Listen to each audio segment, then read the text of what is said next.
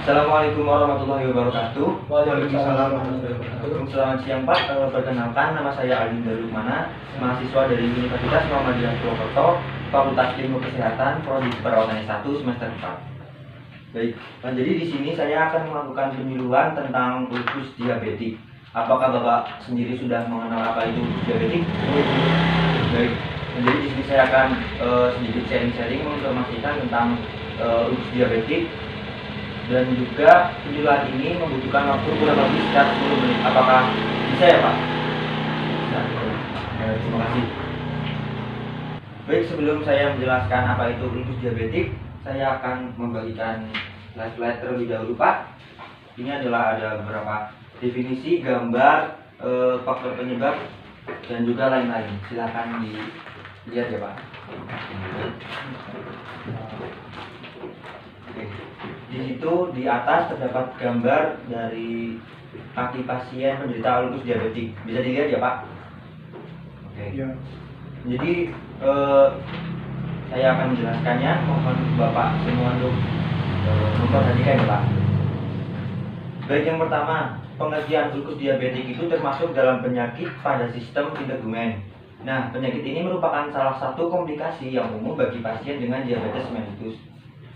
Jadi orang yang terkena diabetes mellitus dengan penyembuhan luka yang tergolong lambat itu dapat meningkatkan kerentanan infeksi dari penyakit tersebut, sehingga dari diabetes mellitus tersebut dapat meningkat menjadi penyakit ulkus diabetik. Bisa dipahami ya Pak? Nah, penyakit ini juga sebenarnya sangat berbahaya. Kenapa? Karena pada penderita diabetes mellitus yang apabila sudah naik ke fase berikutnya, tingkat berikutnya, atau terbilang sudah menjadi penyakit ulkus diabetik, ini akan sulit untuk persentase penyembuhannya. Jadi dalam kasus ini kemungkinan besar itu sekitar 40% dalam penyakit ini penderita akan diamputasi kakinya. Jadi memang penyakit ini itu sangat sulit untuk disembuhkan. Kemudian saya akan menjelaskan tentang faktor penyebab. Nah, jadi faktor penyebab dari penyakit ulkus diabetik itu ada beberapa faktor. Seperti yang pertama adalah gangguan bentuk kaki seperti tulang menonjol atau bunion. Nah, jadi apabila bapak-bapak sendiri itu atau mempunyai saudara yang kakinya itu memiliki tonjolan, alangkah baiknya langsung diperiksakan ke rumah sakit terdekat atau dokter terdekat, karena itu kemungkinan bisa menjadi pemicu dari timbulnya penyakit diabetes mellitus. Jadi berarti ya Pak? Oke. Yang kedua adalah kapalan di kaki. Kenapa kapalan di kaki itu dapat menyebabkan timbulnya penyakit diabetes mellitus? Karena apabila kapalan di kaki itu terluka atau mungkin pecah, itu dapat dimasuki bakteri-bakteri yang kemudian dapat memicu terjadinya penyakit diabetes mellitus tersebut. Yang ketiga adalah penurunan penglihatan yang menghalangi penderita melihat kakinya dengan jelas. Mengapa bisa seperti itu? Karena seseorang yang penglihatannya itu sudah lemah atau sudah tidak jelas, dia tidak bisa mengontrol kesehatan kakinya. Dia tidak tahu bagaimana keadaan kakinya saat itu. Apakah kakinya sedang keadaan sehat-sehat saja dengan keadaan baik dan bersih, atau mungkin sebaliknya. Yang keempat adalah kelebihan berat badan. Mengapa kelebihan berat badan termasuk dalam faktor penyebab? Karena rata-rata orang yang obesitas atau kelebihan berat badan itu gula darah pada tubuhnya itu cenderung tinggi Pak.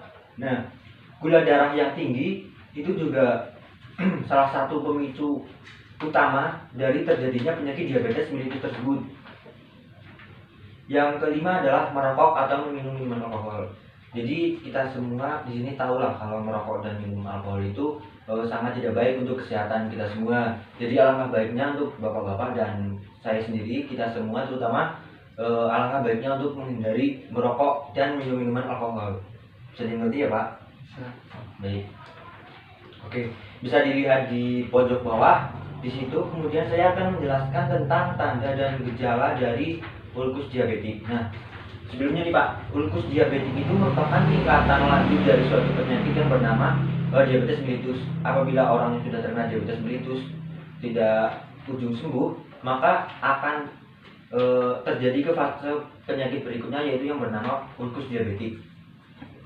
Nah, tanda dan gejala dari ulkus diabetik itu terdiri dari 4 fase. Yang fase pertama itu stadium 1, fase kedua stadium 2, fase ketiga stadium 3, dan fase keempat stadium 4. Nah, apabila seseorang sudah terkena gejala-gejala dari penyakit diabetes mellitus, yang pertama, tanda dan gejala pertama di stadium 1, orang tersebut akan merasakan kesemutan pada kakinya.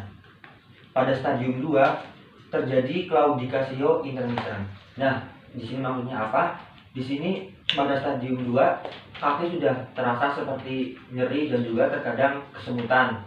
Itu pada stadium 2. Kemudian pada stadium 3 timbul nyeri saat istirahat. Nah, jadi setelah Bapak istirahat, setelah Bapak beraktivitas, kemudian Bapak istirahat dan kaki Bapak mengalami rasa nyeri, itu sudah masuk ke fase ketiga atau stadium 3. Nah, baru fase keempat atau stadium 4 itu terjadinya kerusakan jaringan karena anoksia atau ulkus. Nah, yang di gambar itu Pak, di gambar atas itu merupakan ulkus diabetik pada fase keempat. Bisa dilihat aja, itu banyak sekali kulit-kulit atau jaringan-jaringan yang sudah mati. Oke, bisa dimengerti ya Pak? Bisa. Baik, di sini saya sudah selesai sedikit menerangkan tentang apa itu ulkus diabetik, faktor penyebab dan tanda gejala. Apakah Bapak di sini ada yang mau bertanya? Ya, saya mau bertanya Pak, Oke Pak. bagaimana sih cara mengobati penyakit kayak gini? Semisal kita terjadi penyakit kayak gini pada tubuh kita. Oh, kalau udah kayak gini cara pengobatannya gimana seperti itu ya Pak? Oh, baik. Jadi pada stadium 4 seperti ini kan ulkus diabetik yang sudah mohon maaf, ini adalah baik Pak. Jadi bagaimana langkah lanjutan untuk mengobati ulkus diabetik yang sudah seperti itu ya Pak? Ya. Nah, baik. Jadi ada beberapa tahap untuk mengobati ulkus diabetik seperti ini. Yang pertama adalah membalut dengan perban. Nah, mengapa membalut dengan perban? Karena menutup luka dengan perban yang diberikan obat khusus itu bertujuan untuk meminimalisir terjadinya infeksi yang datang dari luar, seperti itu Pak. Jadi apabila luka terbuka itu kan sangat mudah sekali dimasuki bakteri dari luar. Nah, makanya kita tutup dan diberi obat khusus supaya tidak terjadi infeksi yang bertambah parah, seperti itu. Kemudian yang kedua adalah memberikan obat-obatan. Nah, memberikan obat-obatan di sini bertujuan untuk mengontrol gula darah dalam tubuh si pasien. Mengapa? Karena apabila gula darah dalam tubuh pasien itu masih cenderung tinggi, itu masih sangat susah persentase kesembuhannya. Makanya kita beri obat-obatan untuk mengontrol kadar gula dalam tubuh pasien, sehingga apabila dalam tubuh pasien gula darahnya normal, insya Allah persentase kesembuhannya juga akan meningkat, seperti itu.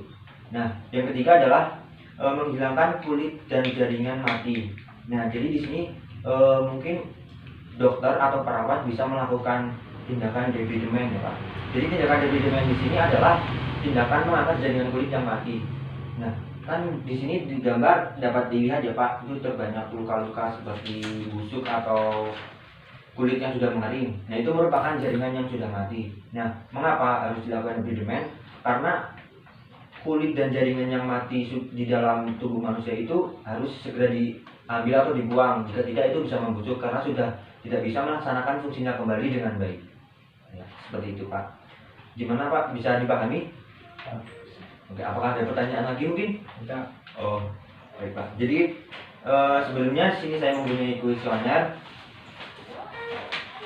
Mohon diisi langsung sekarang ya Pak. 5 menit atau 10 menit mungkin selesai, terus kembalikan saya langsung. Oke. Buka. Ini Pak. Udah selesai? Udah.